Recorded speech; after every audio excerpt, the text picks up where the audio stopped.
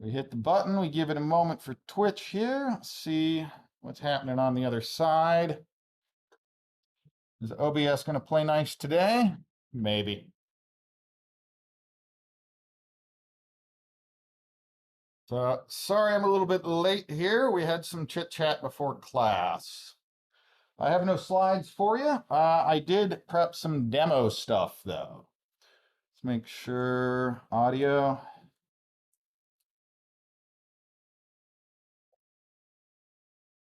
All right, audio works. Sweet. All right, so the only thing I have other than talking about sandboxing is this class that I claim exists in the spring finally kind of exists. So if you are interested in this type of stuff and want to carry on a bit, there is CSE466 Advanced Software Exploitation. It's being offered in the spring. This class is listed as a 3-hour class once a week. It is 3 credits, hence 3 hours. We'll see whether or not those 3 hours get filled. So 3 hours on Wednesday. It's going to run very similar to this class, except we're going to have class once a week. I'll still do some lengthy office hours period for more hands-on, but it's going to follow this kind of same flipped classroom. Let's figure stuff out as we go. It is a grad course. However, if you are an undergrad and for whatever reason need an instructor override, reach out to, in this case, myself, and I'll connect you with Adam and we'll get this squared away. You'll probably see me on stream for a lot of this course. Okay, with that, I said I have no slides. So, do you guys have anything in particular you want me to do? If not, I have some demos, including figuring out why the first half of Tuesday didn't work. I can make it work now. Can you go to namespacing? Yeah. Just explaining general names, like what namespacing is. Okay. The statement for Twitch was, could I explain namespacing a bit? Just kind of the general idea. What is namespacing? Twitch says a couple things. Why is everything called CSE466? All right. So that is an interesting question. Administratively, CSE466, like every course has a code. This is CSE466. There are like fixed codes where they are a rigid part of the curriculum or of the offerings of the university. That's where you get CSE466, things like that. Now, if there are topics that an instructor is particularly interested in or they're excited about, they want to explore, they want to try, something that they're passionate about relating to their research, or they're interested in creating a new course. Generally speaking, that part of that process is to kind of like trial running, right? It's like this experimental thing. Maybe it'll work, maybe it won't. See how it goes, see what student interest is. There are 2 course numbers that can be used for this. There's CSE494. I don't know if there's anything there. There is not. What's that? Nothing this year.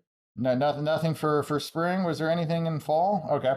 So there's CSE494, and we see these are the undergrad level difficulty, and they're courses that all begin with topic, right? And so this is a generic course code for topic courses, which means it's something new, something experimental. It may happen again. It may happen once and never be taught ever again.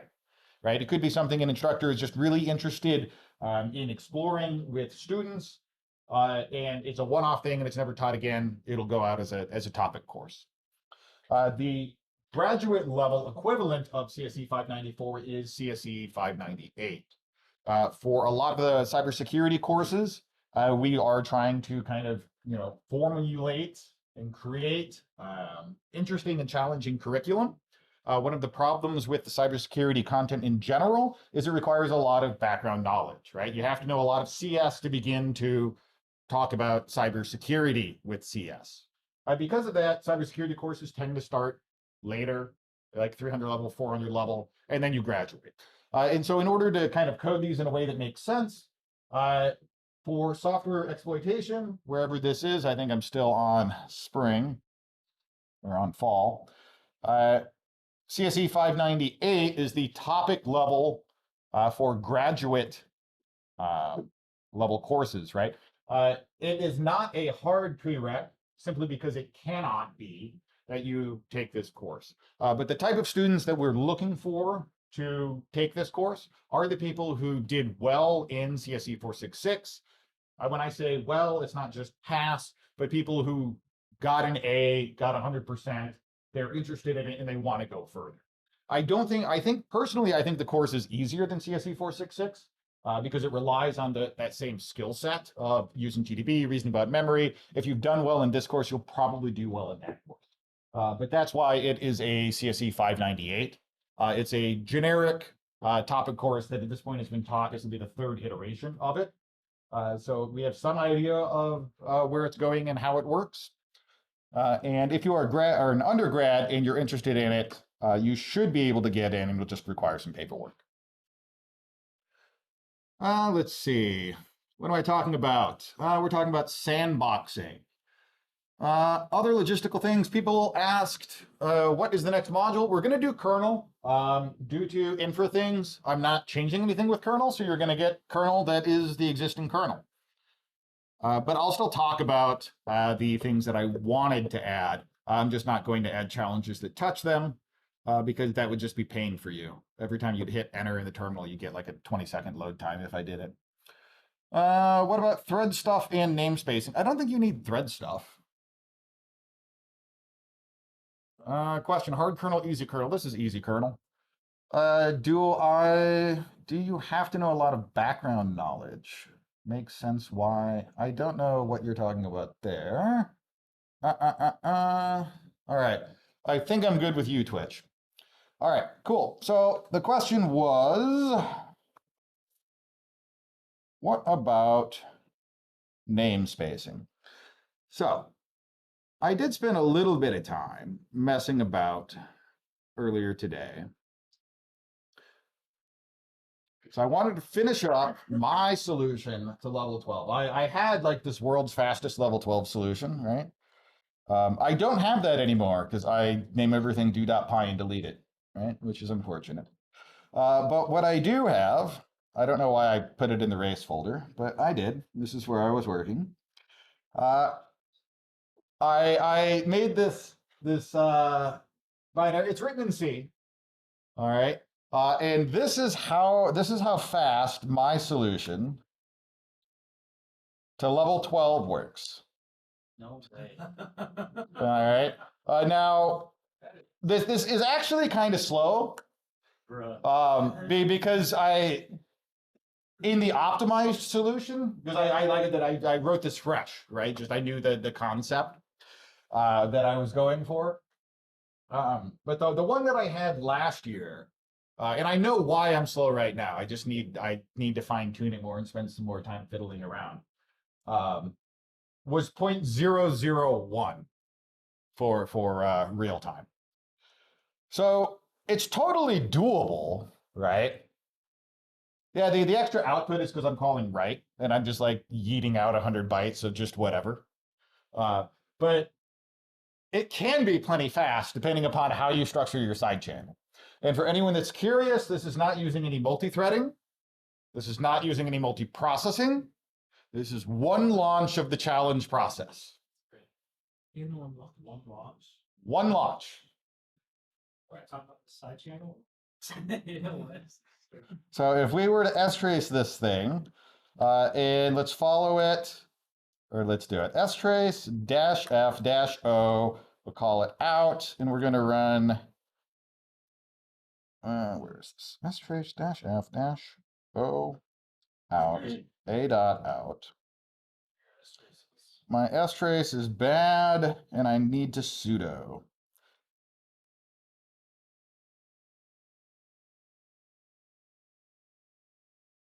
Maybe. Let's sudo su strace -o out f a.out. Okay, and then we grep this thing for cat out grep fork. Why did that not work? Well, now it doesn't work at all. What did I do? I think I hard-coded a file descriptor that is somehow breaking this right here. That's a shame. How else could I pause this? Okay, you're gonna have to trust me because I don't want to sue the source. But fork is only called once inside my C code. Oh, I know what I can do. So you saw me compile it. Well, no, because you still wouldn't know that I'm calling fork in a loop. There's one fork, all right? There's one launch of the challenge process. So it runs once, and everything else is via a side channel.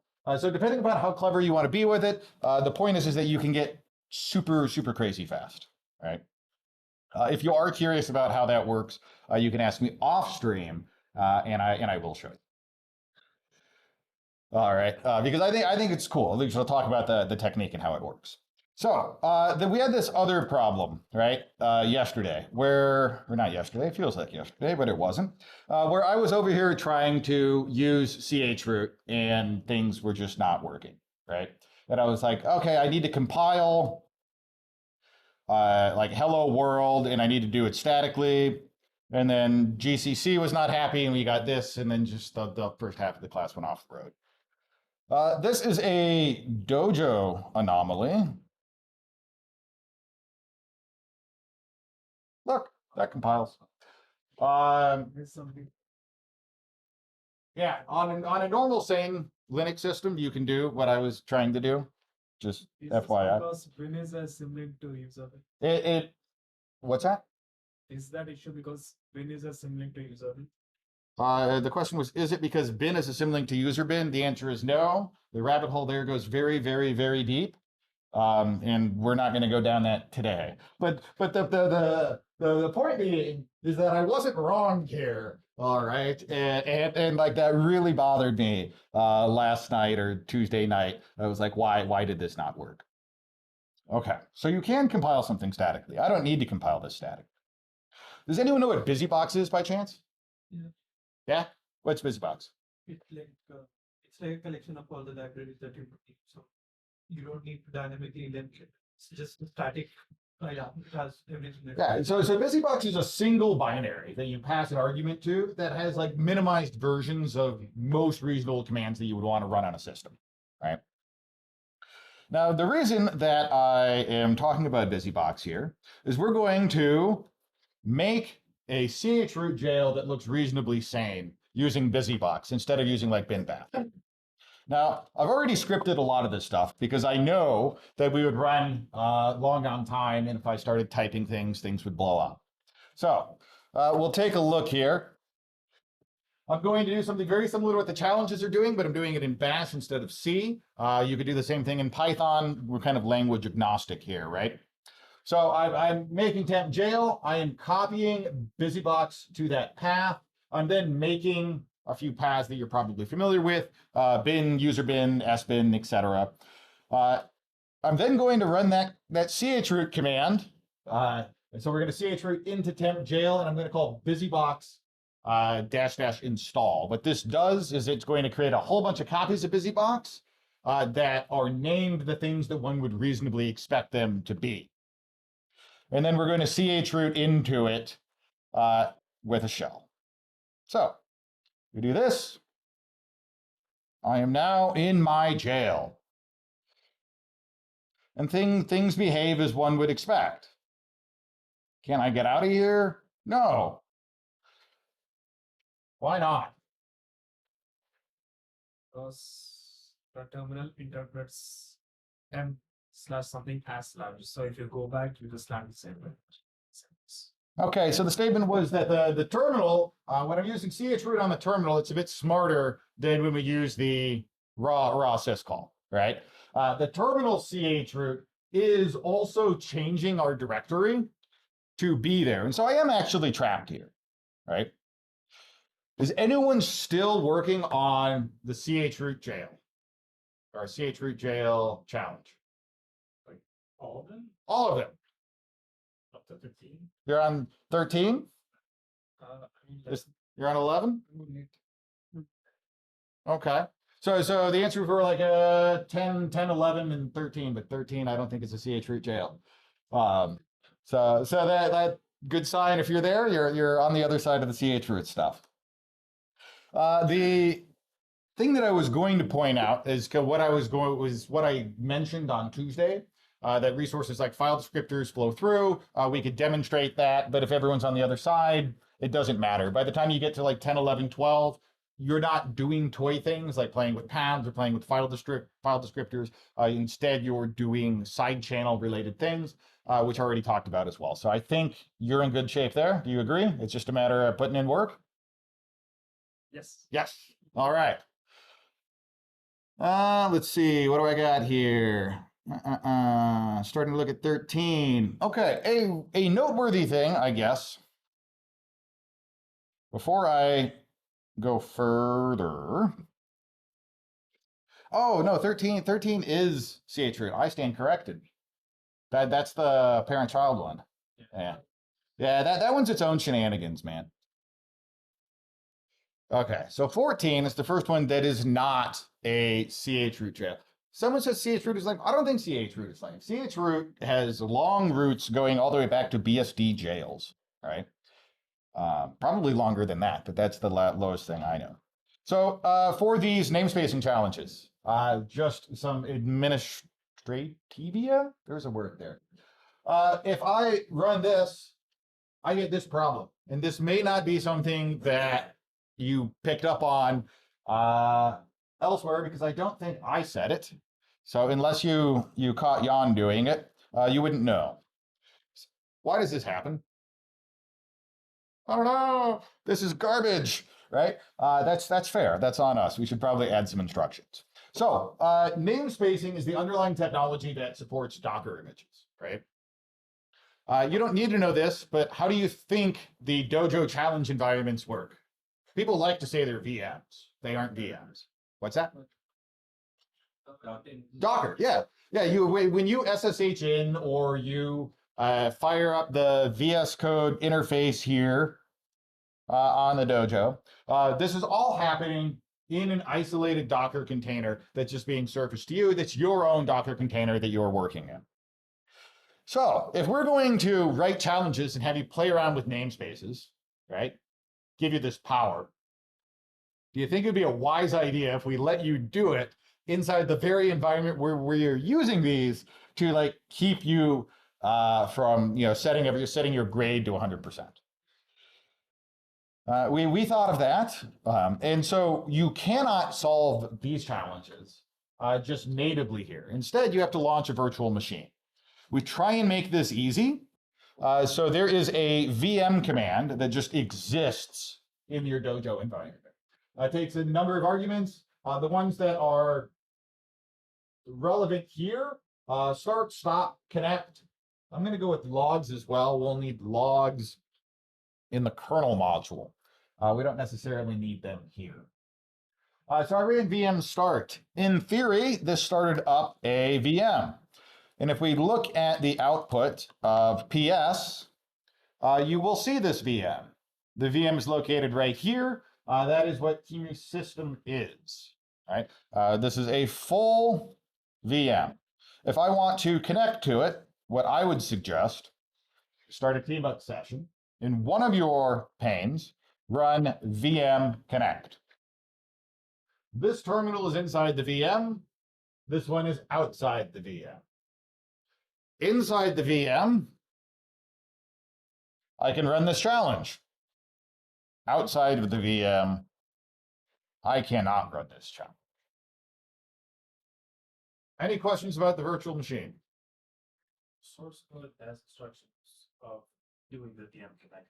If I remember reading it, it just never popped up when you were in the channels. So there's a couple, probably, somebody pointed this out to me.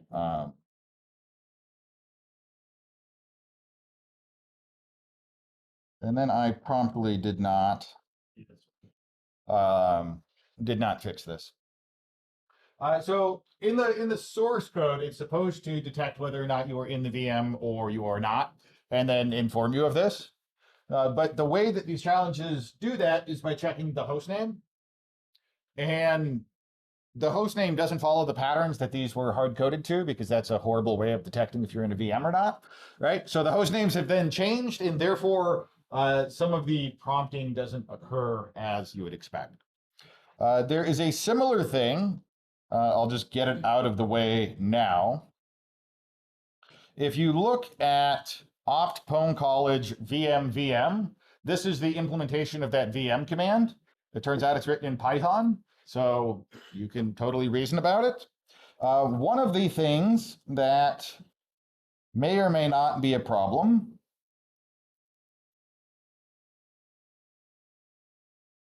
is when you debug, it may tell you that you are not permissioned. You could just copy this code to your home directory, edit it, and run that. You get what I'm, there was a weird look there. Okay, so this is when I ran VM, am I in the VM? No, I run VM connect, right? That connects me into this VM. If I say which VM, it is, you have to trust me, through the magic of the Dojo, if we were to follow this path, we would end up at this file in opt.college VM, right? And so if I put this in my home directory, there's actually nothing, I put it in the challenge directory. If I put it in the home directory, I now have this VM file, right? I can run this VM. Apparently I cannot. Okay, so that's a lie. What you would have to do is you would need to edit in place as root this VM code. So one of the commands that you can do here is VM debug. And one of the issues that may or may not still be a problem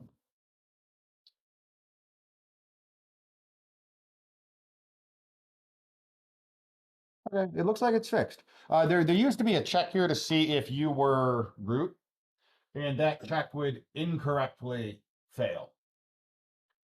But it looks like that works now, so that's kind of a nothing burger. All right, whatever.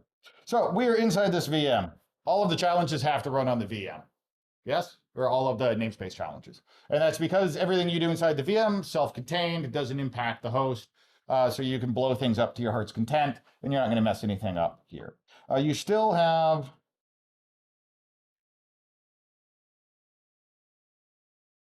access to your home directory and everything you had going on there. So if I go back into my race folder, and you want to talk about namespaces, can I talk about something else first? Yeah. So did you want to talk about capabilities? It's not, I don't think this is even like challenge related, but it should be, okay? So why can root cat the flag? Well, you would say, well, it's because root owns the flag, right? But what happens if I chown the flag to be owned by the hacker? Can root still cat the flag? Okay. No. The answer is yes, right? And where we like to think that root is this all-powerful thing, right? Root can do everything. And that's kind of sort of true, and it's not a bad way of thinking about it. But root isn't the only one that can be all-powerful, right? So this ability to ignore permissions is a capability. Now, root happens to have many capabilities. If we were to look at the man page for capabilities, you'll see there are a ton of capabilities, and they dictate very specific things that a user can do. An example is like catting something or accessing a file that you don't normally have permissions to. That's this thing right here, cat DAC override. Root just happens to have that permission. So if I were to make a binary like this, it says open flag, and then we're going to send file. This should not work. You agree? Let's move a.out to become b.out. Let's gcc do.c. And in fact, I apparently cannot write code. Int gcc do.c. If we were to run this thing, we get that we failed, which is what you'd expect because this is owned by the hacker user, and I'm the hacker user. Now, there is a command, setcap. See if I remember how to use this. Setcap, and what I want is cap DAC override. I want it to be that, and we're going to set that on a.out. Okay, now this is a problem because I'm not root, right? It'd be silly if the hacker user could just say, I want this binary to override and ignore file permissions, right? So you'd say, all right, I need to be root. Okay, well, it's also going to yell at me. This time it's yelling at me because of the file system. If I were to look at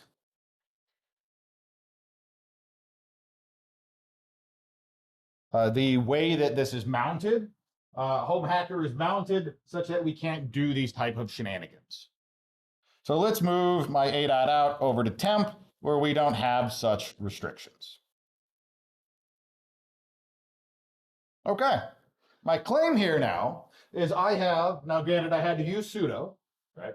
But I have set the capability on this binary such that this binary can just ignore file permissions. Is it owned by root? Is it set UID? All right, let's find out if I did this right.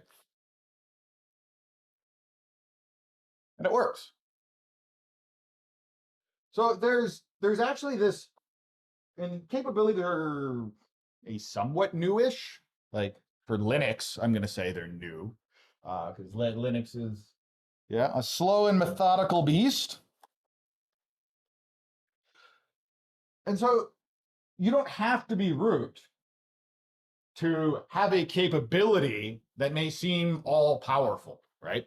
An example of this is maybe I need where like this makes sense, maybe I need a user-owned process to listen to a low number port. For those that are unaware, I think any port number lower than 1024 requires root permission. Is that right? I think it's 1024.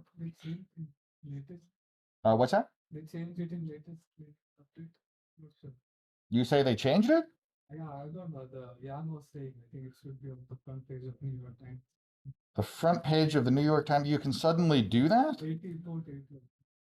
It is. So there's a capability that you can assign to a binary to allow a binary to do that, right? Likewise, there's a capability to interact with raw sockets. So if you've ever ran TCP dump or Wireshark, right? To interact with raw network data, typically you need to be root. But you could be a user or a process, or running a program that has the capability to interact with this raw network data, and there's like an exception. And so there's actually this finer grained control over what kind of elevated power does a processor user get, and you can play around with this. Now, the last one that I'm going to mention, hopefully this is in here. Okay, I don't know why I didn't find it the first time. Is capsys admin, which is like the capability of everything for the most part. So when we say why is root able to ignore the flag, that's because root is capsys admin, right? It has the capabilities of the admin, and that is just what the root user does. Now, capabilities can not just be enabled, right, where I enabled my a.out to do something that it couldn't, but capabilities can also be disabled. And this is something that we'll see when we look at namespacing. So when we think about Docker, there's two things that are really is all of Docker. right? And Young did touch on this, I think. There's namespacing, and that's a lot of what we think about, right? That's isolating or lying to a running process, right? The kernel just, you ask the kernel, hey, what's over here in home hacker? And the kernel, if you're in a different namespace, the kernel says, you're not on the list, right? We're just going to lie to you. That's what a namespace is. And the kernel can lie to you in a bunch of different ways. It could lie to you about the file system. It could lie to you about the network. It could lie to you about what processes are running, etc. The other thing that supports Docker is capabilities. And if you dig deep into how Docker works and some of the, what would I want? Man Docker. Do we not have Docker in here? We don't. All right. We'll get a little spicy here. Do I have a box I can connect to right now? Yes, but I'm not going to do it. Yeah, I was just I had to sanity check myself there because I know if I looked at on the Mac, the man page would be different. But if you look at the man page for Docker, we'll go man Docker. You'll see that there is a security op, and one of the things that you can add are capabilities, right? And so all Docker is a very structured way of setting up and running processes in isolated namespaces and then enabling or disabling capabilities. Resource restrictions, I'm sorry? like the number of processors that a certain Docker can access. So the statement for Twitch is like the number of processes, things that a process can If access. the host system has like 64 GB of RAM, this Docker container can only access like 4 GB. My understanding is resources are actually not capabilities. That's a namespacing thing. It's actually a more newer namespace thing. You used to not be able to do that. But yeah, everything falls under either a namespace, like everything that Docker does. It's either something clever with namespaces or something clever with capabilities. And I just don't think capabilities get enough love, okay? Man, Docker rocker. I like it. Chroot is rain, Docker within Docker within Docker. Yeah, don't do that. There's nothing but pain there. Okay, so now we can get to namespace stuff.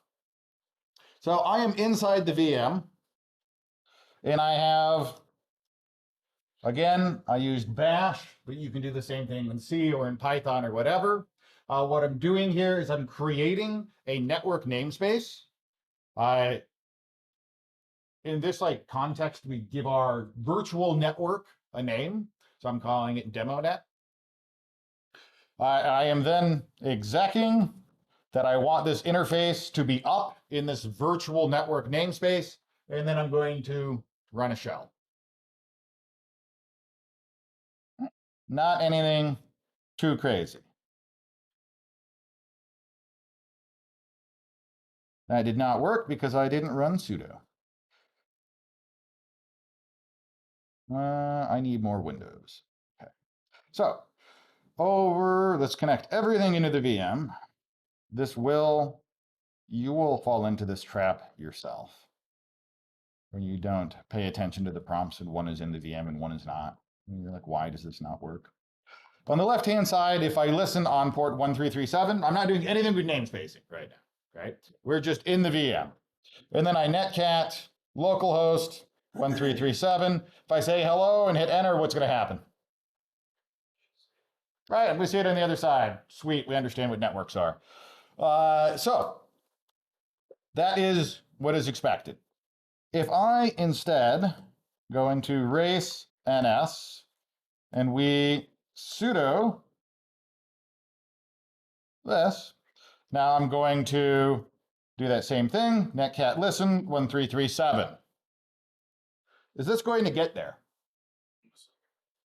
No, because it is on its own line of a network, right?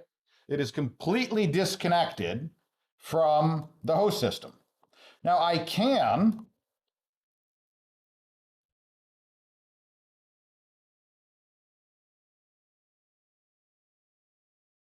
drop another terminal. It's going to give me some grief because I'm trying to make the same thing twice. But I can drop a second terminal, second process into that same network namespace. Everything else is the same as the host. And if I'm here, I now see it. Okay. Now,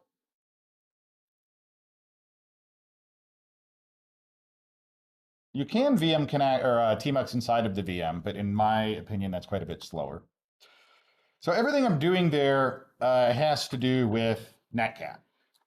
If I'm in the VM, this terminal is in the VM, but it is not in the network namespace. Do I see it? Okay, I'm sorry. Do I see netcat, I guess is my question. Yeah, right? Because it's in the same PID namespace. Now, namespaces are hierarchical, meaning that if my host system wants to list all of the PIDs, I will see all of the PIDs in my namespace and all of the PIDs in child namespaces.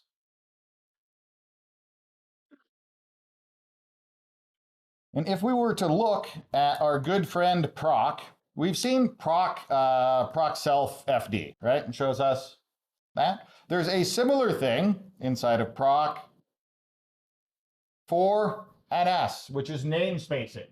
So just like how file descriptors, we typically think of them as like handles to a file, there are file descriptors that are handles to a namespace. And so if I were to look at, what PID is this? 334 namespace. It's no longer me, so it wants perms. Do we see anything different? What do I got here? 1835, 1835, 39, 39, 40, 40. Is that different? Okay. So the mount namespace is different. Net 1992, that's different. Now, these namespacing handles, much like file descriptors, you can access. Now, what do I want? NS, I think I want man to NS enter. What do I want? What is it? Set, is it set NS? Yeah.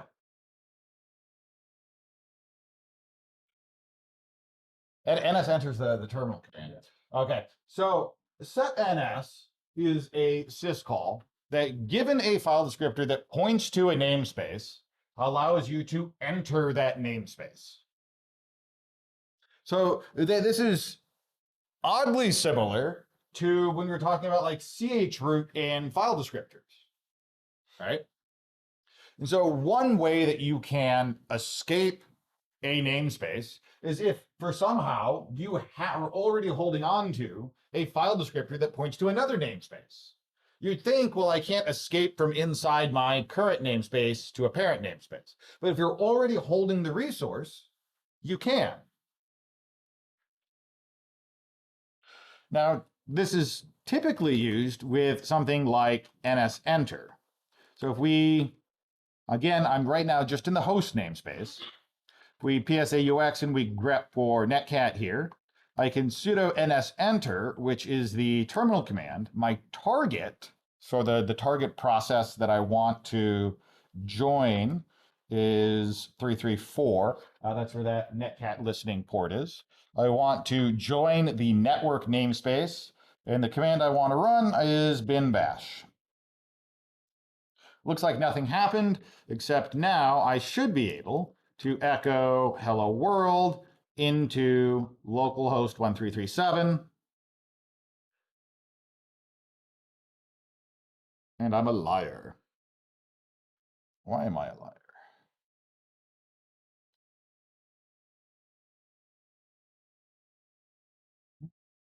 Okay. We run you. Let's do it all on one screen.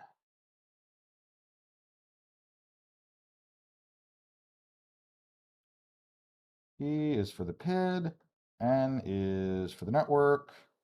It's fine. And then we pass the command. That should work. Okay. So we are root inside of the VM. We'll try that again. NS enter. CSE466 grep netcat. NS enter. T 417-N bin bash. Try bin bash off. Did that get me there? Netcat will Target. dash T should be the shorthand for dash target. Huh? Okay, that worked. There we go. I'm not sure why the prior one didn't. I imagine I still had that netcat tied to this socket. But we see that I didn't have to run my shell script again, right? I was able to just do this on the command line here with nsenter. And what is nsenter doing? Well, it's doing what I just showed in the man page there with set ns, right? The other thing that you'd want, or you'll see, is unshare. The act of unsharing is spinning off and creating a new namespace. So that's kind of like how we fork and then we exec. Well, we could fork and then join a new namespace. So virtual networks are just new namespaces. I'm sorry? So virtual networks have just fancy namespaces. What, for example, are just fancy namespaces? I mean, virtual networks. Virtual networks are, virtual networks are fancy namespaces. That's 100% correct. One totally could, not use that. But yes, nowadays, virtual networks are fancy namespaces. What do we got here? Docker, live demos are the best. Live demos are the best when they work. The problem is half the time they don't. Okay. So there are other namespaces than just the networking one. The problem is that when you go down this rabbit hole of all of the namespaces that can exist, things become increasingly convoluted. For the challenges in this module, Jan's videos actually are pretty good because what he is replicating, he does namespace stuff and then he calls, I think it's root pivot root. Pivot root is a scary command. I have never managed to run it myself correctly. I'm glad that Jan has. So somehow I called pivot root and destroyed my file system, which is part of the reason why you don't have a video of it, because I didn't want to do that again in the middle of the semester here. But Jan does manage to call pivot root live in front of you and set up the namespaces and then pivot the root to where you are fully functioning in a container. I believe Jan, has anyone actually watched all of Jan's videos? Does Jan mention Bocker? Bocker. Oh, cool. I wanted to mention it, but I didn't know if I was going to be stealing his thunder. So Docker itself is really not anything crazy, right? It's all just capabilities and namespace. This GitHub repo is an implementation of Docker in 100 lines of bash. It is called Bocker. Let's talk about writing the entire Docker file in C. What's that? Just like writing the entire Docker file in C. Let's talk about that.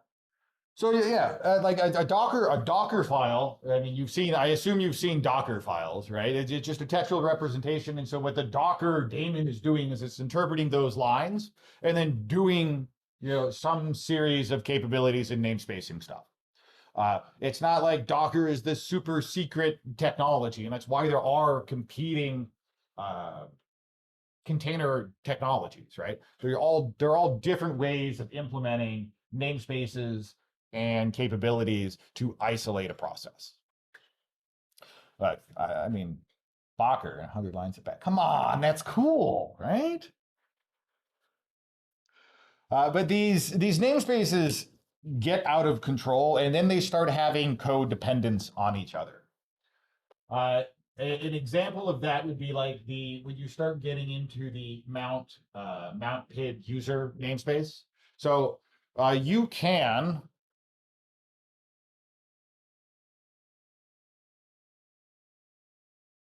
I'm just going to run bash, and I'm going to use unshare. Remember, unshare is forking off and creating a new namespace, right?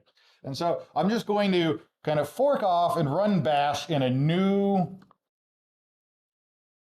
user namespace. Oh, look, I'm root. Can I cat the flag?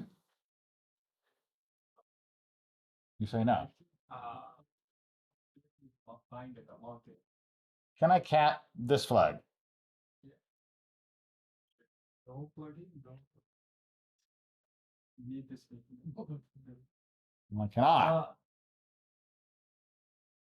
So this is what I mean when I say things get weird. Because remember, a namespace is really just I think of it like a short list at the club, right? Like who's allowed to know what's really going on, who can get in back or not. Like we entered this user namespace and we essentially gave the kernel permission to lie to us. Did I elevate my permissions in any way, shape, or form? No, we just made up a new user list and the kernel's like, yeah, sure, bro, you're root. Okay. And then you try and do something root related. And it's like, no. When I say, okay, well, who owns home hacker? I do. And I'm root. Does that make sense? No. Well, what's happening here is the kernel, when I do these requests to be like, who is this user?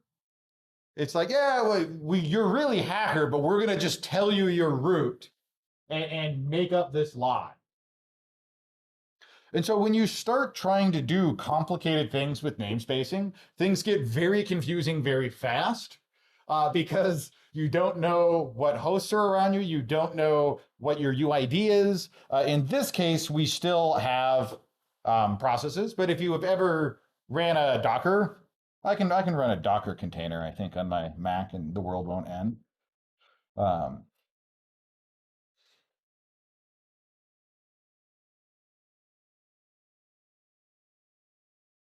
Docker lies to me and says, hey, there's only 2 processes going on. That's because there's a PID namespace. And that determines what the kernel will lie to you about what processes are going on. So when I run the unshare command, it doesn't change the file system namespace. Like I still have access to all the things that the VM has, but I don't have the access to open those files. Okay, like so root is still root.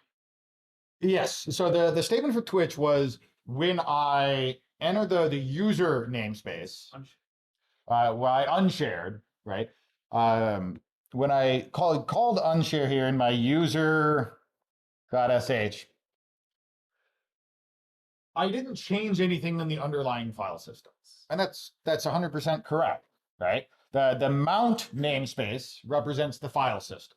I wanted to, and I was working on, right before class, I just didn't finish it, get something with the mount namespace where we mounted something different and lied to ourselves about what's on the actual system, very similar to a chroot jail. I didn't get it working how we'd like. But a mount namespace just changes what things are mounted, right? So the file system, there is, in the beginning, there was root, right? Everything attached to root is just mounted, right? It can be on another drive, it can be another folder. Like since I'm inside the VM here, I can call mount. So like if I go home hacker, let's make a dir and call it, I don't know, clown. We're going to sudo mount root. I want to bind root to clown.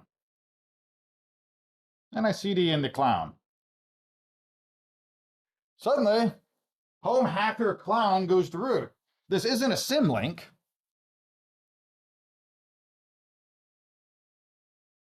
It is a directory. It's not a symlink. I didn't pull that same shenanigans I did before.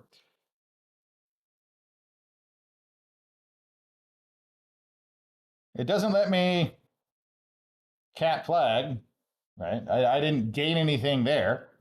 And when we look at the output of mount, we'll see somewhere on here, we've mounted dev root to home hacker clown, right?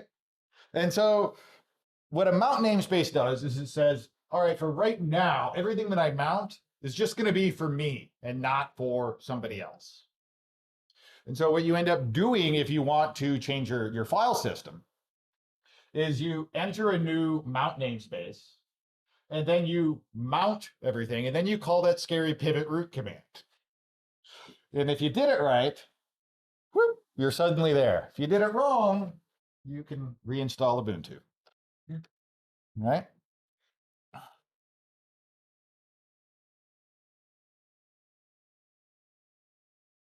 But when I had the PID namespace, or not PID, user namespace here, who determines when I run like LSL, who's telling me this? Cousin. Yeah. Like it's not the LS binary. And in fact, virtually anything that you want to do on your system, I want to print something to the screen, I want to read a file, I want to communicate with the network, I want information about what's on disk, I want to know what other processes are going on. The only way you can get that information is by asking the kernel. And so when you allow the kernel to lie, you're just SOL, and that is what namespacing is. Who knows who's the root user? What's that? Who knows who's the root user? Only the kernel knows who's the root user, right? And that's namespacing. What else have you got for me? I've got 15 minutes, and I think we ran everything I had there.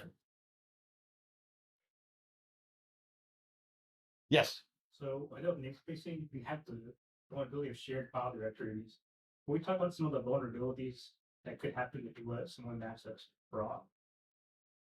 Okay. So I kind of already said that, but we can say it again. So what is Proc? I love Proc. But what is Proc? Fake file system, fake process. Yeah, it's a fake file system. And if we looked at mount, we grepped for Proc, we see that Proc is mounted on Proc and it's of type Proc. Proc is entirely made up, right? Proc doesn't actually exist. Everything here has no size. Everything is 0 size. Apparently this is 11 bytes. But in general, everything should be 0 size because none of these files actually exist on a disk anywhere, right? They are just a way of communicating with the kernel, right? Because how else do we talk to the kernel? Well, we can talk to the kernel via syscalls, right? We've done that every time you do a syscall. You're interacting with the kernel. But sometimes there's something that you just want to know, like what file descriptors do I have open? Well, I could write some C program that's going to trigger some syscalls and the kernel's going to tell me, and there probably is some way to do that. I don't know it. Another way of doing that is by accessing this path, right? Proc self FDs. Are these actual file descriptors, or is this just a made up thing? You think they're made up? Okay. If they have the general that you want to, and the odd one seems to be the one that's running right now. So let me see. How much time do I got? Let's see if I can make something crazy happen. All right. So we will include standard IO. We'll have a main. We're going to open. Means I also need this. And I think this guy. We're going to open some file in home hacker A. We are then going to read from standard in into some buff that doesn't matter. I want 1 byte because this is really just a placeholder. And then we are going to call send file one FD 0 100. Okay, so we're going to open this file. We're going to block for a moment with that read, and then we're just going to throw the contents out there. Hopefully this will work.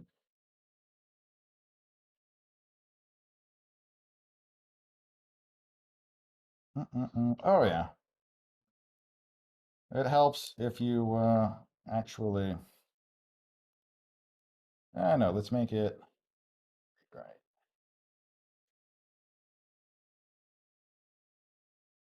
All right, so we'll run that. Oh no, the windows are getting small. I'm in the VM, I'm in the VM. We'll PSAUX, we'll grep our a.out. I have this bad boy at 585. And what I want to do, okay, I am root here. I want to exec 8, and I want that to be proc. Well, let's clear that. Exec 8, I'm going to use bash because why not? Proc 585 FD 3. Now if I cat proc self FD, I don't cat, we ls it. I should have 8 that now points to that file. So if I do echo hello, and we write that into 8, does that come out the other side? I don't think that one will, because 8 is pointing, that didn't do exactly what I wanted. Because it's pointing, what happened here is when we opened, I exec that, it didn't actually give me the same file descriptor. It gave me a file descriptor that points to the same destination. I'm still gonna try it, but it didn't actually do what I want. Let me see something. Proc self FD1. Ah, you're right. It is all a lie. It's a symbolic link. What a bummer. How'd that hurt? Oh, it's, you already had an FD point too. But think about the order of operations there. After it opened. But You change the same process, right? The reload down. okay, so we'll remove, what did I call this thing? Home hacker A? Yeah. It did work how I was hoping. It just isn't what I expected. A.out. And at this point, I am here. I've already opened that thing.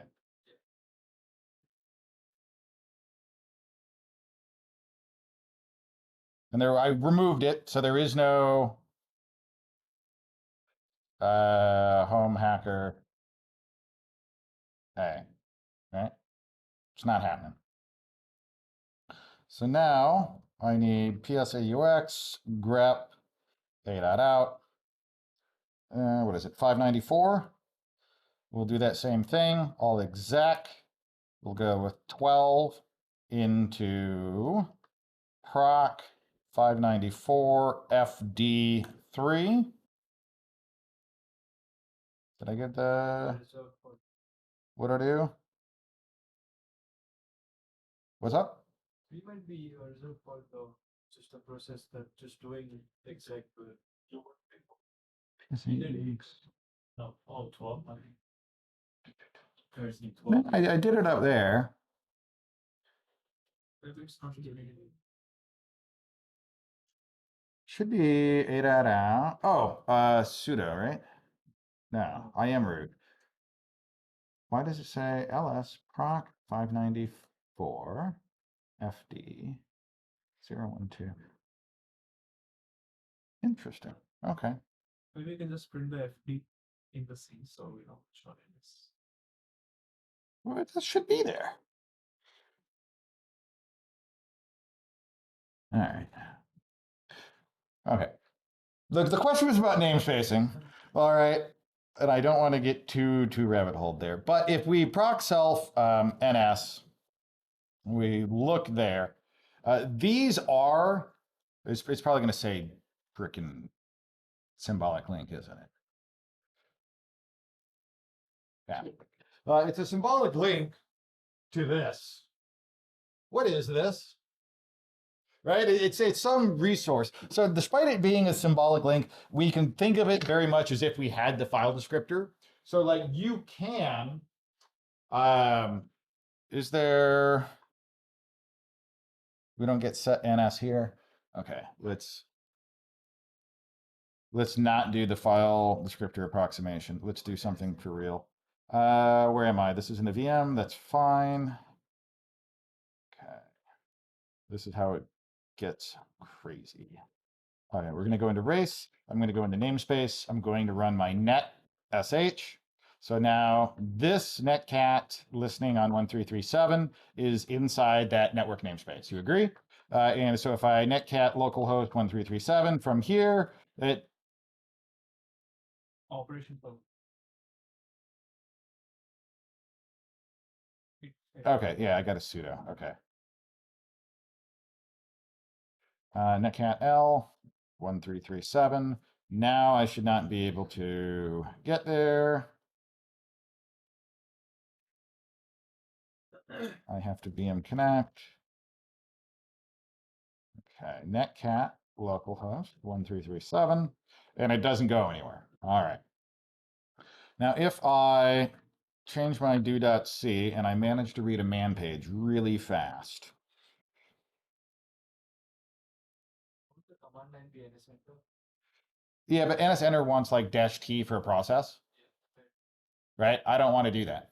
I want to show that I'm actually using this thing that's in proc.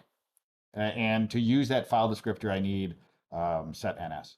For those that are unaware, you see on this man page, there's an important line that doesn't look important, but it actually is. You see where it says define underscore GNU source. So you have to put that in your program or else you will not be able to access it. You can think of it very similar to something you have to include. The order matters here. What you're doing is you're defining a pre-compiler value or variable. You're saying GNU source exists. So that way, when the header files are included, it will include these additional functionality. If you put GNU source after the header files, you're going to have problems. And if you do not include it, you're going to have problems. But just be aware that that does mean something. Is that only when we're trying to call syscalls or? It is going to depend specifically, it's going to depend on what it is. Some things require that, some things don't. That's why you read man pages. Because otherwise you have no idea. Okay, we'll include sched.h, which is what it wants. And now we're going to say, get out of here. PSAUX grep netcat.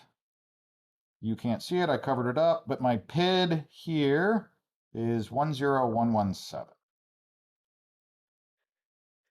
We're going to open proc 10117 ns net. Proc 10117 ns net. Am I just like unable to read? Like what's happening here? Oh, you're not in the VM. This is how it gets you, man. Okay, LSL proc 10117 ns net.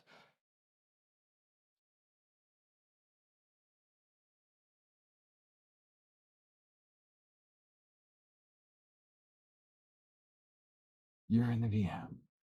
Your root. Oh, that's because I got the PID wrong. Okay, now PSAUX grep netcat. My PID that I want is actually 629. Okay, we're going to hard code this PID. 629 ns net. We're going to open it, read write, and instead of doing this like read nonsense, I'm going to call set ns on this file descriptor. And then it wants this ns type, which I probably want clone new net.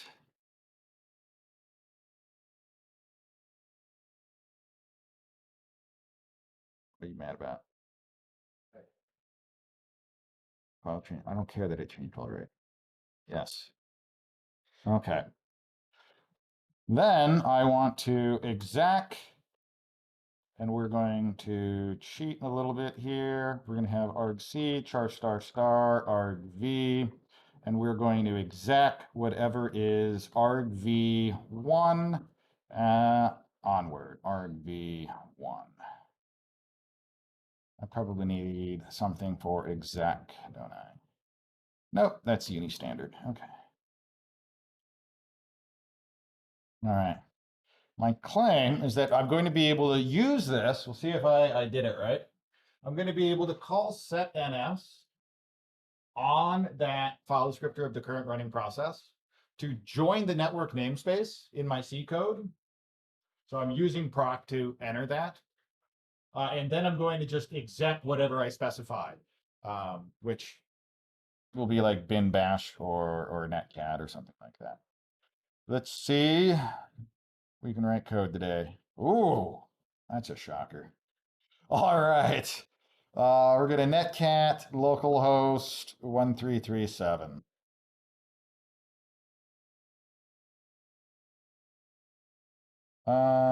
Oh yeah, to call set ns, I do need to be root. I am root. Okay. What happened? bin bash. Can I netcat localhost 1337? Oh, just in the nick of time. All right. So I'm not sure why I wasn't able to write my little wrapper here and call netcat.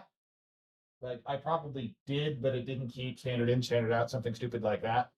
But when I use my little wrapper guy to call set ns on what was literally exposed in proc, right? So this was my do.c here. This is what ran. I am accessing that file descriptor, right? That symbolic link. I am able to use that to then change my network namespace and communicate with this process. Does that explain like why proc is cool in this regard? It's very similar to the earlier chroot challenges where you could leak things via a file descriptor because chroot just sets root. Proc, and it's not just, for the record, proc, there's so many cool things you can do with proc, but this is one that's immediately relevant to namespaces, right? You can interact with those file descriptors that proc exposes. The gotcha there, which is the